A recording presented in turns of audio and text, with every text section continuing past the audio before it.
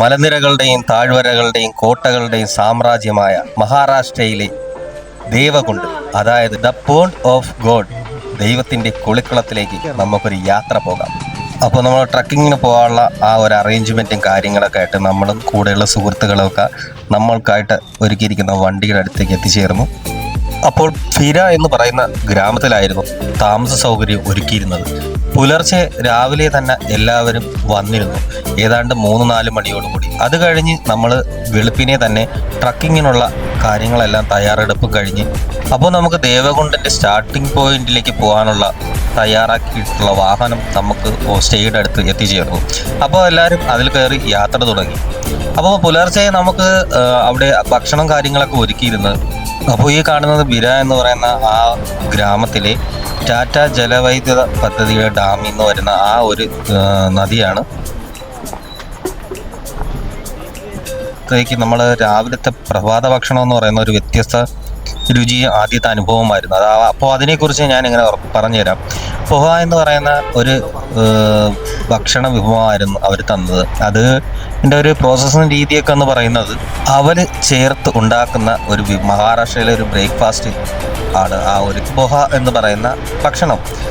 അതിൻ്റെ റെസിപ്പിയും കാര്യമൊക്കെ പിന്നെ പറയാം. അതായത് നമ്മൾ ഉപ്പുമാവൊക്കെ ഉണ്ടാക്കുന്നില്ല, അതേ ഒരു രീതി തന്നെയാണ്. പക്ഷേ ടേസ്റ്റ് കുറച്ച് വ്യത്യാസമാണ്. ഇത് ഉണ്ടാക്കി കഴിഞ്ഞതിന് ശേഷം അതിനകത്ത് മിച്ചർ, നാരങ്ങ നീരൊക്കെ ആഡ് ചെയ്താണ് കഴിക്കുന്നത്.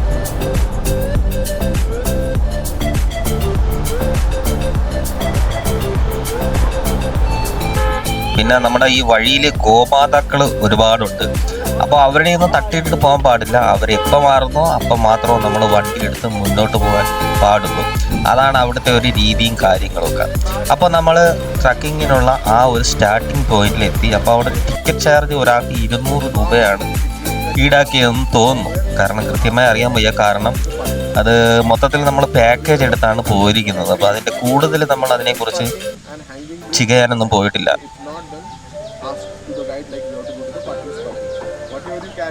അപ്പോൾ നമ്മൾ ട്രക്കിങ്ങിന് പോകുമ്പോൾ പാലിക്കേണ്ട മാനദണ്ഡങ്ങൾ എന്താണെന്ന് അവിടെ ഒരു ഗൈഡ് നിന്ന് പറഞ്ഞു തരും. അതായത് ഇങ്ങേ സൈഡിൽ നിൽക്കുന്ന പുള്ളിക്കാരനാണ്. അപ്പോൾ അദ്ദേഹം നമുക്കതിനെക്കുറിച്ച് പറഞ്ഞു തരുന്നു. അപ്പോൾ അയാളുടെ റൂൾസ് പ്രകാരം അയാൾ പറയുന്ന ആ നിബന്ധനകൾ വെച്ചിട്ട് നമ്മൾ അതനുസരിച്ചാണ് പോകുന്നത്. യാതൊരു ഐഡിയ ഇല്ലാതെ മുന്നോട്ട് പോകുന്ന യാത്രയാണ്. അപ്പോൾ പരിചയസമ്പന്നരായിട്ടുള്ളവർ പറയുന്നത് കേട്ട് കഴിഞ്ഞാൽ നമ്മളുടെ ആരോഗ്യത്തിനും ജീവനും വളരെയധികം നല്ലതായിരിക്കും. ട്രക്കിംഗ് സ്റ്റാർട്ട് ചെയ്യാൻ പോവുകയാണ്. അപ്പോൾ ഈ ദേവകുണ്ട് എന്ന് പറയുന്ന ആ ഒരു സ്ഥലം സ്ഥിതി ചെയ്യുന്നത് മഹാരാഷ്ട്രയിലെ റായ്ഗഡ് ജില്ലയിലെ പിരയ്ക്ക് സമീപം സ്ഥിതി ചെയ്യുന്ന ഒരു വെള്ളച്ചാട്ടമാണ് ദേവകുണ്ട് വെള്ളച്ചാട്ടം. പാറക്കെട്ടുകൾ നിറഞ്ഞ പ്രതലത്തിൽ വൻതോതിൽ വെള്ളം ഒഴുകുന്ന ഒരു പ്ലഞ്ച് വെള്ളച്ചാട്ടമാണിത്. ഒരു ദിവസത്തെ പിക്നിക്കുകൾക്ക് ഇത് ജനപ്രിയ സ്ഥലം കൂടിയാണ്.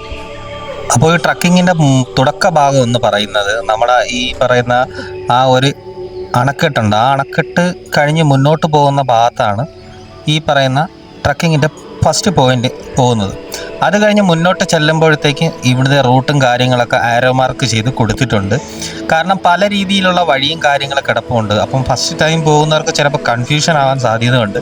അതുകൊണ്ടാണ് ആ ഒരു രീതിയിലുള്ള മാർക്കും കാര്യങ്ങളൊക്കെ ഇവിടെ കൊടുത്തിരിക്കുന്നത്. പിന്നെ പോകുന്ന വഴിയൊക്കെ വളരെ ദുർഘടം പിടിച്ച തെറ്റലും കല്ലുകൾ നിറഞ്ഞ പ്രദേശമൊക്കെ ആണ്. അപ്പോൾ നമ്മൾ ട്രക്കിങ്ങിനൊക്കെ പോകാൻ പറ്റുന്ന സൈസിലുള്ള ഷൂസും ഗ്രിപ്പുള്ളതൊക്കെ ഇട്ട് കഴിഞ്ഞാൽ വളരെ സുഖപ്രദമായി നമുക്ക് യാത്ര ചെയ്യാവുന്നതായിരിക്കും. അപ്പോൾ ഇതേ കണക്കുള്ള ധാബകൾ മിക്ക സ്ഥലത്തും ഓരോ പോയിന്റിലും ഉണ്ട്.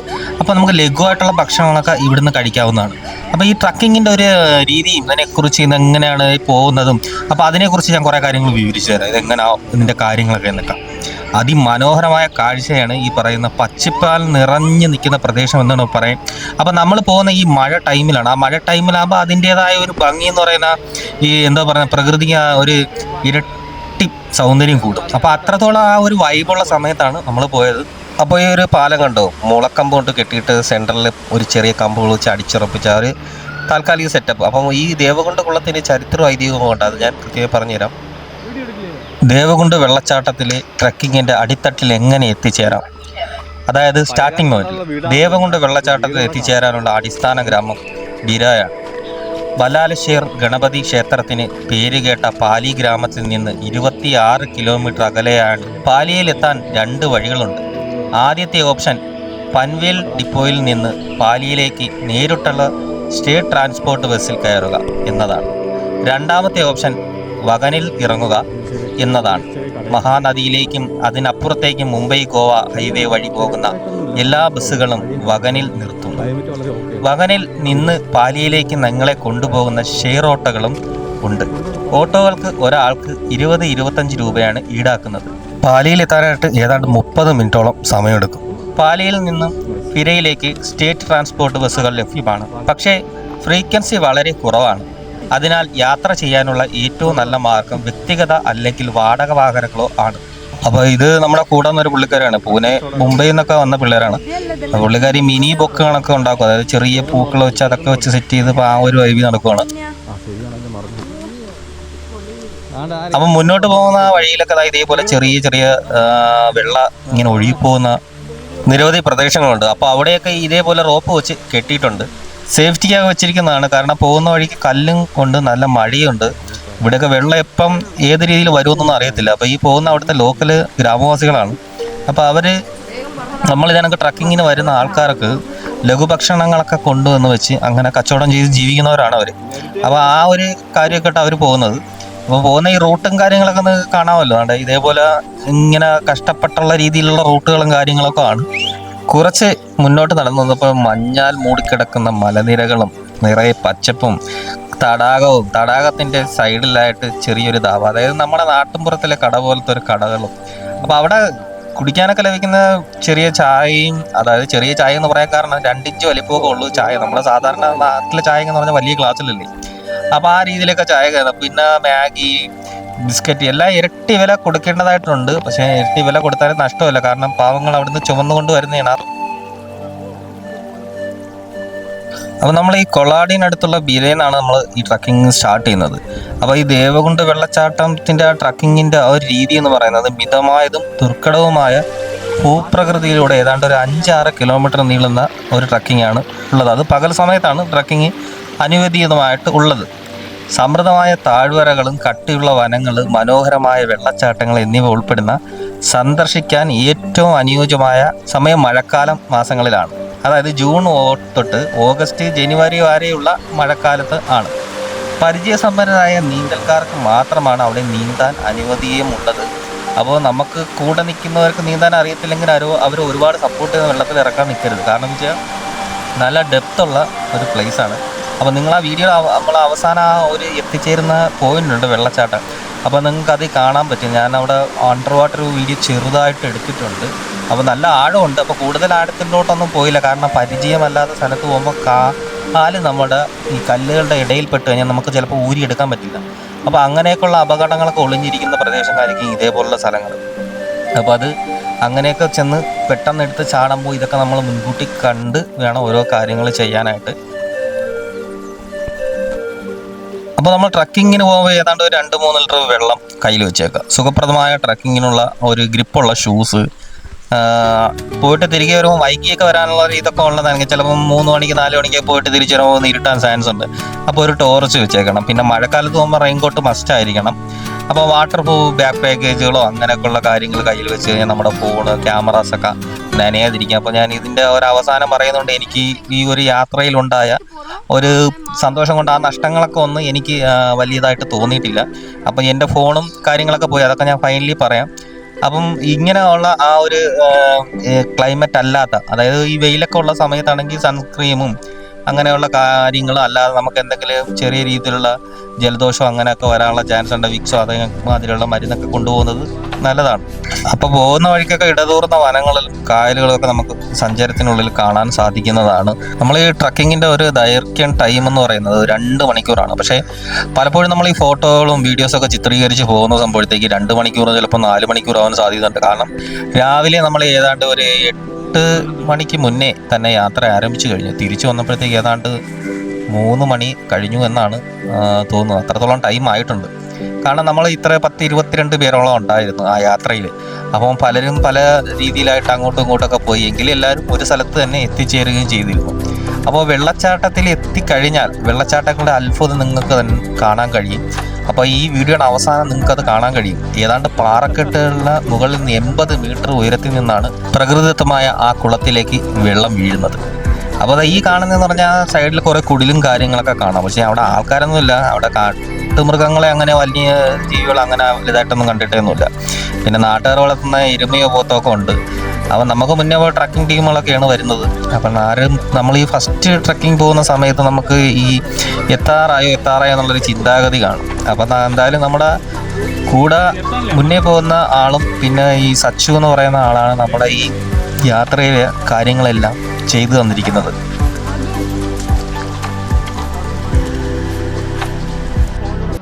മുന്നേ പോണ ആളെന്ന് പറഞ്ഞാൽ പ്രിൻസാണ് പോകുന്നത്. അപ്പം ഇനിയിപ്പോൾ പോകുന്നത് ഇതേപോലൊരു തൂക്കുപാലം പോലൊരു അറേഞ്ച്മെൻറ്റിലാണ്. ഇത് ഭയങ്കരമായ ബലവും കാര്യങ്ങളൊന്നും പറയാൻ പറ്റത്തില്ല. പക്ഷേ ഇരുമ്പ് റോപ്പുകളാലും രണ്ട് സൈഡിൽ വലയൊക്കെ വെച്ചിട്ടുണ്ട്. അപ്പോൾ സെൻറ്ററിൽ നമ്മൾ 3/4 ഇഞ്ച് സ്ക്വയർ ട്യൂബ്, 3/4 ഇഞ്ചോ 1/2 ഇഞ്ചോ കണ്ടാണ് സ്ക്വയർ ട്യൂബ് വെച്ച് നടപ്പാത, അതായത് ഒരാൾക്ക് നടന്നു പോകുന്ന പരുവത്തിനകത്തായിട്ട് ചെയ്തു വെച്ചിട്ടുണ്ട്. അപ്പോൾ അതിലൂടെ വേണം നമ്മൾ നടന്ന് ക്രോസ് ചെയ്ത അപ്പുറത്തെ സൈഡിൽ എത്താനായിട്ട്. ഇത് നല്ല രീതിക്ക് വെള്ളം വരുന്ന സമയത്ത് നല്ല ഒഴുക്കുണ്ടാവും. ഇപ്പം നല്ല മഴയുണ്ട്. നമ്മളെ ക്യാമറയുടെ ഫ്രണ്ടിലൊക്കെ വെള്ളം വീണിട്ട് കുറച്ച് ബ്ലറൊക്കെ ആവുന്നുണ്ട്. നമ്മുടെ ട്രക്കിങ്ങിൻ്റെ ആ റൂട്ട് രീതി എന്നൊക്കെ പറയുന്നത് ഏതാണ്ട് 70% ഭാഗവും നിരപ്പായ പാതയാണ്. ബാക്കിയുള്ളത് 30% കയറ്റവും കട്ടിയുള്ള വനത്തിലൂടെയും പാറക്കെട്ടുകളിലൂടെയും ഉള്ള കയറ്റമാണ്. ട്രക്കിംഗ് പൂർത്തീകരിക്കാൻ നമ്മൾക്ക് ഏതാണ്ട് ഒരു 3-4 നദിയും കുറേയൊക്കെ അരുവികളൊക്കെ കടക്കേണ്ടതായിട്ടുണ്ടായിരുന്നു. അവിടെയാണ് മഴ ഏറ്റവും കൂടുതൽ പെയ്തതായി കണ്ടത്. കാര്യങ്ങൾ ഏറ്റവും ബുദ്ധിമുട്ടാകുന്ന ആ ഒരു രീതി തോന്നി. കാരണം ഇത് പോകുമ്പോൾ എനിക്ക് നല്ലോണം ആടുന്നുണ്ടായിരുന്നു. ആ സമയത്ത് മഴ കൂടുതൽ പെയ്യുകയാണെങ്കിൽ ഈ നദിയുടെ ജലസമ്മർദ്ദം വളരെ കൂടിയിട്ട് നദിയിൽ വെള്ളപ്പൊക്കം ഉണ്ടാവും എന്നുള്ളൊക്കെ സംശയവും കാര്യങ്ങളൊക്കെ ഈ ട്രക്കിങ്ങിലുണ്ടായിരുന്നു. പക്ഷെ അങ്ങനെയുള്ള ആ ഒരു ദുർനിമിത്തങ്ങളൊന്നും ഉണ്ടായിട്ടില്ല. അപ്പോൾ ഈ സ്ഥലത്തേക്ക് നോക്കുമ്പോൾ 2 വഴി കിടപ്പുണ്ട്. അപ്പോൾ ആരോ മാർക്കൊക്കെ എടുത്തിട്ടുണ്ടാകും, നോക്കി പോയാൽ മതി. അപ്പോൾ ഇത് കഴിഞ്ഞ് മുന്നോട്ട് പോയി കഴിയുമ്പോഴത്തേക്ക് കുറച്ച് ഗ്രില്ലും കുറച്ച് ചെയ്തിട്ടുള്ള ഒരു കാമ്പൗണ്ടും ഏരിയൊക്കെ കണ്ടു. അപ്പോൾ എനിക്ക് തോന്നുന്നത് ഇവിടെ ഇനി ക്യാമ്പിംഗ് സെറ്റപ്പ് വല്ലതും ഉണ്ടെങ്കിൽ അത് വല്ല മൃഗങ്ങളൊക്കെ ഉണ്ടാക്കി സുരക്ഷ നേടാൻ വേണ്ടിയിട്ട് അങ്ങനെ ചെയ്തതായിരിക്കാം. പക്ഷെ അതിനെക്കുറിച്ച് വിശദീകരമായിട്ട് ചർച്ചയൊന്നും ചെയ്തില്ല, ചോദിച്ചതുമില്ല. പിന്നെ പോകുന്ന വഴിക്ക് 1-2 ഇതേപോലെ കുതിരകളൊക്കെ കണ്ടു. ദേവകുണ്ട് വെള്ളച്ചാട്ടത്തിൽ ഒരു ചരിത്രമുണ്ട്. കുണ്ടിലിക നദി ഉത്ഭവിക്കുന്നത് ദേവകുണ്ട് വെള്ളച്ചാട്ടത്തിൽ നിന്നാണ്. ഉത്ഭവമോ ശുഭകരമായ സംഭവമോ ഉണ്ടാകുമ്പോഴെല്ലാം കുളത്തിൽ നിന്ന് പാത്രങ്ങൾ പുറത്തു വരുമെന്ന് ഇവിടുത്തെ നാട്ടുകാർ വിശ്വസിക്കുന്നു. ദേവകുണ്ട് എന്ന് പറയുന്ന വാക്കിൻ്റെ അർത്ഥമെന്നത് ദൈവം എന്നത് അർത്ഥം വരുന്ന ദേവ്, കുളിസ്ഥലം എന്ന അർത്ഥം വരുന്ന കുണ്ട് എന്നീ വാക്കിൽ നിന്നാണ് ദേവകുണ്ട് എന്ന പേരുണ്ടായത്. ദേവകുണ്ട് എന്നാൽ ദൈവങ്ങളുടെ കുളിക്കുളം എന്നാണ് അർത്ഥമാക്കുന്നത്. കുണ്ടിലിക നദിയുടെ ഉത്ഭവസ്ഥാനമാണ് ദേവകുണ്ട് വെള്ളച്ചാട്ടം. 3 വെള്ളച്ചാട്ടങ്ങളുടെ സംഗമസ്ഥാനമാണിത്. ഈ നിഗൂഢ വെള്ളച്ചാട്ടത്തിന് പുരാണ പ്രാധാന്യവുമുണ്ട്. അവിടെ താമസിക്കുന്ന നാട്ടുകാർ ഇതിനെ പവിത്രമായി കണക്കാക്കുന്നു. തങ്കിനി കട്ടുകൾ, അന്തർബൻ തുടങ്ങിയ നിരവധി അതിശയകരമായ ട്രെക്കിംഗ് പാതകൾ ഈ പ്രദേശത്തിലാണ്. മഹാരാഷ്ട്രയിലെ വറ്റാത്ത വെള്ളച്ചാട്ടങ്ങൾ വിരലിലുണ്ടാവുന്ന മാത്രമേ ഉള്ളൂ. ദേവകുണ്ട് വെള്ളച്ചാട്ടം അതിലൊന്നാണ്. വെള്ളച്ചാട്ടത്തിന് ചുറ്റുമുള്ള വനം മനോഹരിതമായി പച്ചപ്പ് നിറഞ്ഞതാണ്. വൈവിധ്യമാർന്ന പക്ഷികളും മൃഗങ്ങളും ഇവിടെ നിറഞ്ഞിരിക്കുന്നു എന്ന് പറയപ്പെടുന്നു. പക്ഷേ നമ്മളൊന്നും കണ്ടില്ല. മഴക്കാലത്തിൻ്റെ ആ ഊർജം വായുവിലുണ്ട്. ദേവകുണ്ട് ട്രക്കിംഗ് നമ്മളെ ഇതുവരെ കണ്ടെത്താത്ത വഴികളിലൂടെ കൊണ്ടുപോവുകയും വഴുക്കലുള്ള പാറക്കെട്ടുകൾ കടന്നു പോകുകയും വഴിയിൽ മിതമായ മുതൽ എളുപ്പമുള്ള വെല്ലുകളിൽ വരെ ഇതിൽ ഉൾപ്പെടുന്നു. ദേവകുണ്ട് വെള്ളച്ചാട്ടത്തിൽ എത്തുമ്പോൾ അതിൻ്റെ ഭംഗിയിൽ നിന്ന് അത്ഭുതപ്പെടുകയും സന്തോഷം കൊണ്ട് നിറയുകയും ചെയ്യും നമ്മുടെ മനം. ഈ ഭാഗം എന്ന് പറഞ്ഞാൽ റിസ്കി ആയിട്ടുള്ളൊരു സ്ഥലമായിരുന്നു. കാരണം ഒരു കുത്തായ പാറ, അതിനകത്ത് കയറി പിടിച്ചു വേണം കയറാനായിട്ട്.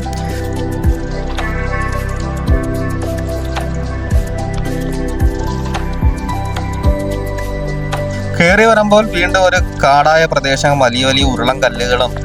അപ്പോൾ ഈ വെള്ളം നല്ലോണം രീതിക്ക് ഒലിച്ചു വരുന്നുണ്ട്. അപ്പോൾ എനിക്ക് ഈ മല വെള്ളപ്പാച്ചിലൊക്കെ അതിനകത്ത് ഇടയ്ക്ക് ഓർമ്മ വന്നു. പക്ഷെ അങ്ങനെ അവിടെ നിന്ന് ആ പ്രദേശത്തിൽ ഉണ്ടാവില്ല എന്നുള്ള ഉറപ്പ് കൂടെ വന്ന കുറേ പേര് പറഞ്ഞു. എന്തോ അതിനുള്ള കാര്യങ്ങളൊന്നും ഉണ്ടായിട്ടില്ല. അപ്പോൾ ഇവിടെ എത്തിച്ചേർന്ന് കഴിഞ്ഞാൽ പുലർച്ചെ നമ്മൾ ഈ ട്രക്കിങ് ചെയ്യാൻ നോക്കുക. അതാകുമ്പോഴത്തേക്കും നമുക്ക് ഈ പോകുന്ന വഴിയൊക്കെ അതിരാവിലെ ആകുമ്പം ഈ വെള്ളച്ചാട്ടത്തിലേക്കൊക്കെ നടക്കുമ്പോൾ അതിൻ്റെ ഒരു ആവേശകരമായ സാഹസികതയൊക്കെ നമുക്ക് ആ ഒരു ഇത് നമുക്ക് അനുഭവിക്കാൻ കഴിയും. കാരണം കുറേ പേർ ട്രക്കിങ് എത്തുന്നതിന് മുന്നേ തന്നെ നമുക്ക് നടന്നു പോകുമ്പോൾ അതൊരു പ്രസൻസ് വേറൊരു ഫീലിംഗ് ആയിരിക്കും കാര്യങ്ങൾ. സുരക്ഷാ രീതി എന്ന് പറയുന്നത് മഴക്കാലത്ത് കുന്നുകളുടെ രൂപകൽപ്പന കാരണം ജലനിരപ്പ് വളരെ വേഗത്തിൽ വർദ്ധിക്കുന്നു. അതിനാൽ വെള്ളച്ചാട്ടം കാണുന്നത് സുരക്ഷിതമല്ല. 2017 ജൂലൈ മൺസൂൺ സീസൺ മുതൽ 3 മാസത്തേക്ക് ദേവകുണ്ട് വെള്ളച്ചാട്ടം വിനോദസഞ്ചാരികൾക്ക് അടച്ചിട്ടിരുന്നു. 2 അപകടങ്ങൾക്ക് ശേഷം വെള്ളച്ചാട്ടത്തിൽ 2 ട്രക്കർമാർ മരിച്ചിരുന്നതിനെ തുടർന്ന് പ്രദേശത്തെ 4-ൽ കൂടുതൽ ആളുകൾ ഒത്തുകൂടുന്നത് നിരോധിക്കുന്ന സെക്ഷൻ 144 ഏർപ്പെടുത്താൻ പ്രാദേശിക ഭരണകൂടം പോലീസിനോട് ആവശ്യപ്പെട്ടു. 2018 ദേവകുണ്ട് വെള്ളച്ചാട്ടത്തിലേക്കുള്ള പ്രവേശനം ജില്ലാ അധികാരികൾ 2018 ജൂലൈ 12 മുതൽ 2018 സെപ്റ്റംബർ 12 വരെ നിരോധിച്ചിരുന്നിട്ടുണ്ട് അവിടെ.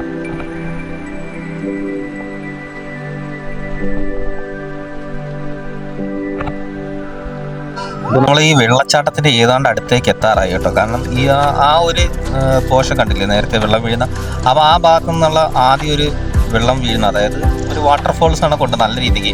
അപ്പോൾ കാറ്റിൻ്റെ ഒരു അടിക്കുന്ന ദിശ അനുസരിച്ച് ഇതങ്ങോട്ട് മാറിക്കൊണ്ടേയിരിക്കും. ചിലപ്പോൾ ഇത് മുകളിലോട്ട് പറക്കുന്ന രീതിയിലൊക്കെ വെള്ളം പോകുന്നതാണ്. എന്തായാലും നമ്മൾ വന്നപ്പോൾ നല്ല കാറ്റടിച്ചിട്ട് ആ ഒരു നല്ല രീതിക്കുള്ള ആ വാട്ടർഫോൾസ് വീഴുന്ന ആ ഒരു രീതി മാറി. അപ്പോൾ ഇത് കഴിഞ്ഞ് കുറച്ചും കൂടെ മുന്നോട്ട് പോകണം. അപ്പോൾ നമ്മുടെ കൂടെ വന്ന ചങ്ങാതിമാരാണ് ആ ഇറങ്ങി വരുന്നതൊക്കെ. അപ്പോൾ നമ്മൾ ആ വിസ്മയ ആ ഒരു കാഴ്ചയിലോട്ട് എത്തിച്ചേരാൻ പോവുകയാണ്. ഈ കാണുന്നതാണ് ദേവകുണ്ട് വെള്ളച്ചാട്ടം. ദേവകുണ്ട് വെള്ളച്ചാട്ടത്തിന് ചരിത്രമായ ഒരു പ്രധാനമുണ്ട്. കാരണം ഇത് ഏഷ്യയിലെ ആദ്യത്തെ ജലവൈദ്യുത പദ്ധതിയായ ബിര അണക്കെട്ടിനടുത്താണ് സ്ഥിതി ചെയ്യുന്നത്. 1927 ബ്രിട്ടീഷുകാർ നിർമ്മിച്ച ബിര ജലവൈദ്യുത നിലയം ദേവകുണ്ട് വെള്ളച്ചാട്ടത്തിൻ്റെ സ്വാഭാവിക സൗന്ദര്യത്തോടൊപ്പം ചരിത്രപരമായ ഒരു ആകർഷണവും നൽകുന്നു. അപ്പോൾ നീന്തൽ അറിയാത്തവർ ഇവിടെ വന്നാൽ എന്താണ് അതിൻ്റെ ഒരു രീതിയും കാര്യങ്ങളെന്ന് പറഞ്ഞാൽ, ബൈക്ക് സെക്ഷൻ തുടക്കം വരെ നീന്തൽ അനുവദീയമാണ്. എല്ലാ വർഷങ്ങളും മഹാരാഷ്ട്രയിലെ വെള്ളച്ചാട്ടങ്ങൾക്ക് സമീപമുള്ള പിക്നിക്കുകളിൽ ധാരാളം ആളുകൾ മുങ്ങി മരിക്കുന്നുണ്ട്. മുൻകാലത്തിൽ ദേവകുണ്ട് വെള്ളച്ചാട്ടത്തിൽ നിരവധി വിനോദസഞ്ചാരികൾ മുങ്ങി മരിച്ചിട്ടുണ്ട്. അപകടങ്ങൾ ഒഴിവാക്കാൻ നാട്ടുകാർ ഏർപ്പെടുത്തിയ നിയമങ്ങൾ ആളുകൾ ലംഘിക്കുന്നതാണ് മിക്ക അപകടങ്ങൾക്കും കാരണമുണ്ടായിട്ടുള്ളത്. അതിനാൽ നീന്തൽ അറിയാത്തവർ വെള്ളത്തിൽ ഇറങ്ങരുതെന്നും ഇവിടെ നിബന്ധനയുണ്ട്. അപ്പോൾ പരിസരത്തും കാര്യങ്ങളൊക്കെ സെക്യൂരിറ്റിയും കാര്യങ്ങളൊക്കെ ഉണ്ട്. അപ്പം നമ്മൾ കൂടെ വന്ന കുറേ പേർക്ക് കൂട്ടത്തിൽ മിക്കവർക്കും നീന്തലൊക്കെ അറിയാവുന്നവരാണ്. അപ്പോൾ ഈ സേഫ്റ്റി ജാക്കറ്റ് അങ്ങനെയുള്ള കാര്യങ്ങളും സംവിധാനങ്ങളും ഇല്ല. ഏതാണ്ട് നല്ല ആഴമുള്ള പ്രദേശമാണ് ഈ ഭാഗം. അപ്പം സുരക്ഷിതം നമ്മൾ തന്നെ കരുതുക, നമ്മുടെ ജീവനാണ്. അപ്പം മറ്റ് രീതിയിലൊന്നും അപകടത്തിൽപ്പെടാതിരിക്കുക. അപ്പോൾ നമ്മുടെ കൂടെ വന്ന ടീമുകളാണ്, എല്ലാവരും നല്ല ഹാപ്പി ആയിട്ട് എൻജോയ് ചെയ്ത് നിൽക്കുകയാണ്. സ്ഥലം പറയുന്ന രീതിയിൽ കൊണ്ടൊന്നും നമുക്ക് ഇത് വാക്കുകളുണ്ടെന്ന് തീർക്കാൻ പറ്റുന്ന തരത്തിലുള്ള കാഴ്ച, ആ ഒരു അനുഭവവും ഭംഗിയും അതിനപ്പുറമാണ് ഇവിടുത്തെ ഒരു സൗന്ദര്യം എന്നത്. കാരണം ഈ ഒരു ഏറ്റവും നല്ല ഉയരങ്ങൾ ഏതാണ്ട് 80 മീറ്ററോളം ഉയരത്തിലോട്ട് താഴോട്ട് പതിക്കുന്ന ഈ വെള്ളം ഒരു പ്രകൃതിയാൽ കനിഞ്ഞ ആ കുളത്തിലേക്ക് വീഴുന്നു. അവിടെ നിന്നാണ് ഇത് പുറത്തേക്ക് ഒഴുകി പോകുന്നത്. 4 ചുറ്റും പാറക്കെട്ടുകളും അതിൻ്റെ ആ ഒരു രീതി. അപ്പം ഞാൻ വെള്ളത്തിലോട്ട് മുങ്ങിപ്പോയിട്ടുണ്ട്. അപ്പോൾ ഇവിടുത്തെ പ്രാദേശികവാസികൾ ഒരു റോപ്പ് കെട്ടിയിട്ടുണ്ട്. അതിനപ്പുറം ഏതാണ്ട് വെള്ളം വീഴുന്ന 60 അടിയോളം താഴ്ചയുള്ള പ്രദേശമാണെന്നാണ് പറയപ്പെടുന്നത്. ഇവിടുത്തെ കുറിച്ച് വർണ്ണിക്കുകയാണെങ്കിൽ തണുത്ത വെള്ളത്തിൽ നമ്മുടെ കാല് വിശ്രമിക്കുമ്പോൾ പ്രകൃതിയുടെ അനുഗ്രഹങ്ങൾ ആസ്വദിക്കുന്ന അത് വീണ്ടും മികച്ച അവസ്ഥയിലേക്ക് നമ്മളെ കൊണ്ടെത്തിക്കുന്നു. അതിശയിപ്പിക്കുന്ന നീല ജലാശയത്തിൽ സൂര്യപ്രകാശം എത്തുമ്പോൾ നമ്മൾ സ്വർഗം കണ്ടെത്തിയെന്നത് പോലെയാണ്. പ്രദേശം വളരെ വൃത്തിയായി കാണപ്പെടുന്നതിനാൽ ഇവിടെ ഫോട്ടോസൊക്കെ എടുക്കുന്നത്, വീഡിയോസൊക്കെ എടുക്കുന്നത് വളരെ മനോഹരിതമാണ് കാഴ്ചയിൽ. ഒരു യക്ഷിക്കഥയിലെ ഒരു രംഗമൊക്കെ ഷൂട്ട് ചെയ്യാൻ പറ്റിയ അതേ ആംബിയൻസും അതേ ഒരു സ്ഥലവും കൂടെ തന്നെയാണ്. അപ്പോൾ നമ്മൾ ആ ട്രക്കിങ്ങും കാര്യങ്ങളൊക്കെ കഴിഞ്ഞ് നേരെ നമ്മൾ ഫുഡ് കഴിക്കാനായിട്ട് തിരിച്ചു.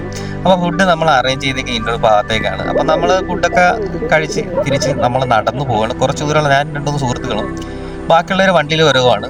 അപ്പോൾ ഇതിൻ്റെ തേർഡ് പാർട്ട് വരുന്നുണ്ട് ഈ ഭാഗം കഴിഞ്ഞ് അടുത്ത അപ്പോൾ നെക്സ്റ്റ് വീഡിയോ എന്ന് പറയുന്നത് അകുംബയിലോട്ടുള്ള യാത്രയും അകുംബയുടെ വീഡിയോ ഒക്കെ ആണ്. അപ്പോൾ ഈ കാണുന്ന ഒരു വീടാണ്, ഒരു 1/2 കിലോമീറ്റർ ഡിസ്റ്റൻസ് ഒക്കെ ഉണ്ട് ഇവിടുത്തെ ഓരോ വീടുകളുടെ ഒരു അകലം എന്നൊക്കെ പറയുന്നത്. ഒരു ഭയങ്കര വിജനത പിടിച്ച ഒരു പ്രദേശവും. എന്തായാലും കാഴ്ചകളൊക്കെ കാണാൻ അതിമനോഹരം തന്നെയായിരുന്നു. അപ്പോൾ വീഡിയോ കണ്ട് ഇഷ്ടപ്പെട്ടവരെ ലൈക്ക് ചെയ്യുക, ഷെയർ ചെയ്യുക, സബ്സ്ക്രൈബ് ചെയ്യുക. അപ്പോൾ അടുത്ത അതിമനോഹരമായ വീഡിയോ കാണാം. അപ്പോൾ എല്ലാവർക്കും നല്ലതേ നടക്കട്ടെ.